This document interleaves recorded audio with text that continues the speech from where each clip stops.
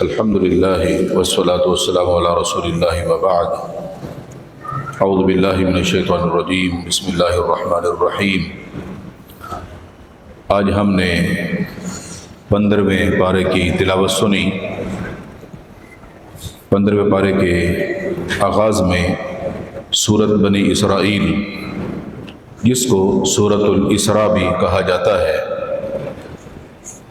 اسرائیل اس لیے کہا جاتا ہے کہ اس میں بنی اسرائیل کی تاریخ کو بیان کیا گیا، اور اسراء اس لیے کہا جاتا ہے کہ اس میں سفر معراج، جس کو اسراء کہا جاتا ہے، اس سفر کا ذکر ہے۔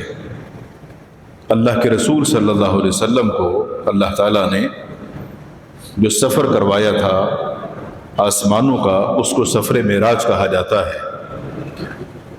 اور سبحان الذی اسری بعبدہ لیلا من المسجد الحرام الی المسجد الاقصی، مسجد الحرام سے مسجد اقصی بیت المقدس، وہاں تک کا یہ زمینی سفر تھا۔ وہاں انبیاء سے ملاقات ہوئی، اللہ کے رسول صلی اللہ علیہ وسلم نے وہاں تمام انبیاء کو نماز پڑھائی، امامت کرائی۔ اللہ تعالیٰ نے آپ کو عظیم منصب امام الانبیاء کا خطاب عطا فرمایا، اور پھر وہاں سے آپ صلی اللہ علیہ وسلم آسمان کے سفر کے لیے جبریل علیہ السلام کے ساتھ روانہ ہوئے، اور یہ جو 7 آسمان ہیں، ان آسمانوں پر انبیاء سے ملاقاتیں ہوئیں۔ تو یہ سفر معراج اس سورت کے آغاز میں اس سفر کا ذکر ہے، جس کی تفصیل کتب احادیث کے اندر موجود ہے۔ اللہ تعالیٰ نے اس بارے میں ارشاد فرمایا کہ ان ھذا القرآن یہدی للتی ہی اقوم، یہ جو قرآن مجید ہے یہ ہم نے ہدایت کے لیے نازل کیا ہے۔ ہدایت اس بندے کے لیے ہے جو اس کو پڑھے گا، اس کو سمجھے گا، جو کچھ اس کے اندر بیان ہوا ہے اس میں غور و فکر کرے گا، اس بندے کے لیے ہدایت ہے۔ اگر اس بندے کا اس پر ایمان ہے، اس کو مانتا ہے، تو جب اس کو اللہ ہدایت دے گا تو اس کے ایمان کے اندر اضافہ ہوگا، اور وہ بندہ جو مومن کہلائے گا تو پھر اس کے لیے اللہ تعالیٰ کے ہاں اس ایمان کا اجر بھی ہے، اس کو ثواب بھی ملے گا۔ اس نے اس کتاب کو پڑھا، اس کو سمجھا، اس پر عمل کیا۔ اس بارے میں اللہ تعالیٰ نے والدین کے حقوق کا ذکر کیا۔ وَقَضَىٰ رَبُّكَ أَلَّا تَعْبُدُوا إِلَّا إِيَّاهُ وَبِالْوَالِدَيْنِ إِحْسَانًا، اللہ تعالیٰ نے اپنی عبادت کا حکم بیان کرنے کے بعد والدین کے حقوق کا ذکر کیا، ان کی خدمت، ان کے ساتھ حسن سلوک سے پیش آنا، اور ان کی خدمت کرنا، اور ان کے اس رویے کو بھی برداشت کرنا جو اولاد کو ناگوار بھی گزرے۔ ان کی کوئی بات سننے پر اپنی زبان سے اف تک بھی نہیں کہنا، بلکہ اس کو برداشت کرنا، اس طرح کہ جس طرح ہمارے بچپنے میں ہم نے جو کچھ بھی کیا اور کہا والدین نے اس پر صبر کیا، تو ان کی خدمت کا ذکر اللہ تعالیٰ نے اس صورت کے اندر کیا۔ اور ارشاد فرمائے کہ وَلَا تَمْشِ فِي الْأَرْضِ مَرَحًا، زمین پر اکڑ کر نہ چلو، إِنَّكَ لَن تَخْرِقَ الْأَرْضَ، تم زمین کو پھاڑ نہیں سکتے، اگر اکڑ کے چلو گے تو زمین پھٹ نہیں جائے گی۔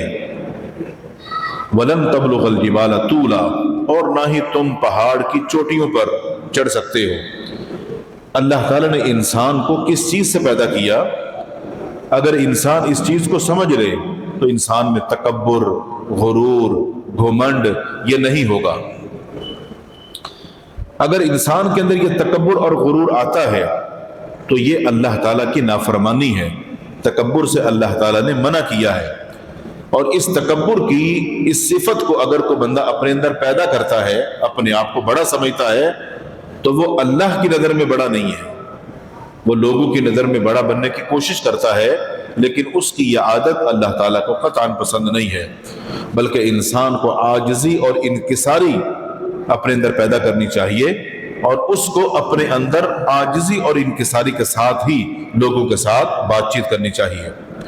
اس کے بعد ہم نے دوسری سورۃ الکہف کی تلاوت سنی۔ اس سورت کی بڑی فضیلت احادیث کے اندر ذکر ہوئی ہے۔ ایک تو یہ ہے کہ ہر جمعے کے دن اس سورت کو پڑھنے کی تعلیم ہے، اور دوسرا یہ کہ جو بندہ اس سورت کی جو پہلی 10 آیتیں ہیں ان کو اگر حفظ کر لے، ان کو یاد کر لے، تو وہ دجال کے فتنے سے محفوظ رہے گا۔ اللہ کے رسول صلی اللہ علیہ وسلم نے فرمایا کہ سب سے بڑا فتنہ دجال کا فتنہ ہے۔ ہر پیغمبر نے اپنی امت کے لوگوں کو اس سے ڈرایا، آپ صلی اللہ علیہ وسلم نے بھی ڈرایا۔ اگر اس فتنے سے کوئی بندہ محفوظ رہنا چاہتا ہے تو اس سورت کی پہلی اگر 10 آیتوں کو وہ یاد کر لے، حفظ کر لے، تو اللہ تعالیٰ اس کو اس فتنے سے محفوظ رکھے گا۔ اس سورت کے آغاز میں اللہ تعالیٰ نے کچھ نوجوانوں کا ذکر کیا، اِنَّهُمْ فِتْيَةٌ آمَنُوا بِرَبِّهِمْ وَزِدْنَاهُمْ هُدًى، وہ چند نوجوان تھے جو اپنے رب پر ایمان لائے تھے اور ہم نے ہدایت میں ان کو اور بڑھا دیا۔ تو وہ چند جو نوجوان تھے ان کا بڑا دلچسپ واقعہ اس سورت کے اندر اللہ تعالیٰ نے بیان کیا ہے، جو کافی تفصیل طلب ہے۔ اس کو اگر ہم تفسیر کے اندر تفصیل کے ساتھ پڑھیں تو اس کے بہت سارے حقائق ہمارے سامنے آئیں گے، جو سارے کے سارے اللہ تعالیٰ کی قدرت پر دلیل ہے۔ اللہ تعالیٰ ہر چیز پر کیونکہ قادر ہے، اس واقعے سے اللہ تعالیٰ کی قدرت عیاں ہوتی ہے۔ اللہ تعالیٰ نے اس سورت میں فرمایا وَلَا تَقُولَنَّ لِشَيْءٍ إِنِّي فَاعِلٌ ذَلِكَ غَدًا إِلَّا أَن يَشَاءَ اللَّهُ، اے نبی صلی اللہ علیہ وسلم، آپ کوئی بھی کام جو کل کرنا چاہیں تو آپ یہ نہ کہیں کہ یہ کام میں کل ضرور کروں گا، بلکہ آپ انشاءاللہ کہیں، انشاءاللہ بھی ساتھ کہیں۔ اگر اللہ نے چاہا تو جب انسان انشاءاللہ کہے گا تو اللہ تعالیٰ کی مدد شامل حال ہو جائے گی اور وہ کام اس کے لیے آسان ہو جائے گا، کیونکہ کسی بھی کام پر انسان کا اپنا کوئی اختیار نہیں ہے، جو ہوگا وہ اللہ تعالیٰ کی توفیق سے ہوگا۔ اس کے بعد اللہ تعالیٰ نے اس سورت کے اندر اپنے اہل ایمان بندوں کے لیے جو واقعات ذکر کیے، ان میں ایک اس شخص کا ذکر کیا جس کے پاس باغ تھا، اور اس کا جو باغ تھا بڑا خوبصورت تھا۔ اس بندے کے اندر اپنے اس باغ کی وجہ سے، اپنے اس مال اور دولت کی وجہ سے تکبر آ گیا۔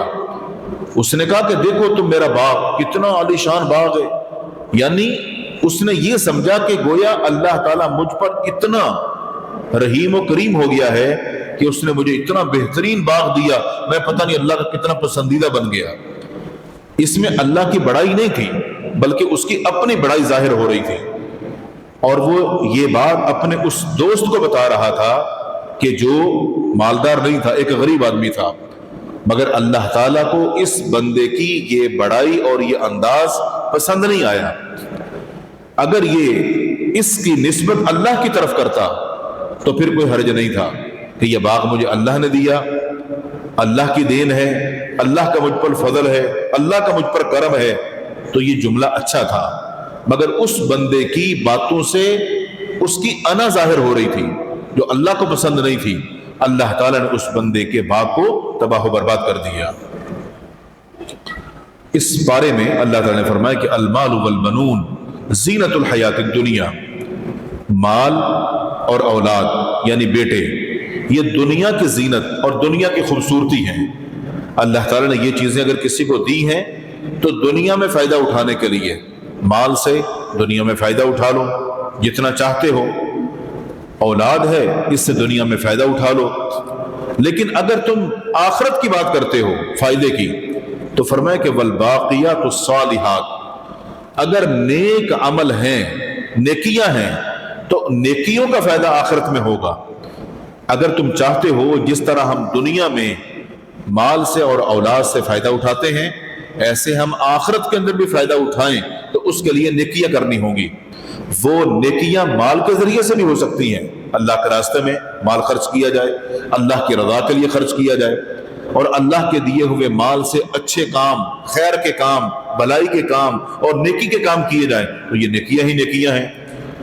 اولاد کو صحیح راستے پہ لگانا، دین کے راستے پہ لگانا، یہ بہترین اس کے لیے صدقہ جاریہ ہوگا، یہ بھی نیکی ہوگی۔ تو یہ عمل اس کے اللہ تعالیٰ کے ہاں قیامت کے دن وہاں پر اجر و ثواب کے اعتبار سے بہترین ہوں گے کہ اس بندے نے دنیا میں محنت کی اور آخرت میں اس کو بدلہ مل گیا۔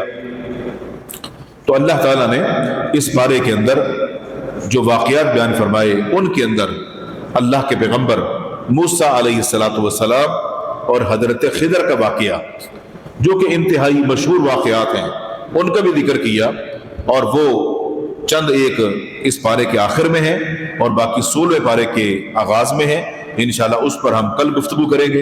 اللہ تعالیٰ سے دعا ہے اللہ تعالیٰ ہم سب کو دین کو سیکھنے، سمجھنے، اصلاح کرنے اور عمل کرنے کی توفیق عطا فرمائے۔ وآخر دعوانا الحمدللہ رب العالمین۔